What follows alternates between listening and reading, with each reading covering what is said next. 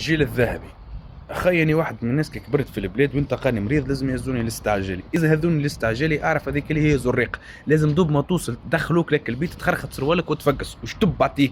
الواحد دين البصاصه نتاعو ردوا كيف كيما الغربال الكاسكياس، تعرفوا كاسكياس ضربه واحده. حتى كي كنت نمشي فهمتني نعدي عند الطبيب لازم يعطيك كونتريبيوتيك الزريرق. لين الواحد اسيدي فهمتني بالرسمي مشي بصاصته مشيت ما عادش فيها. كبرنا وظهر لي مشيني وحدي، الناس الكل كبرت على الزريرق.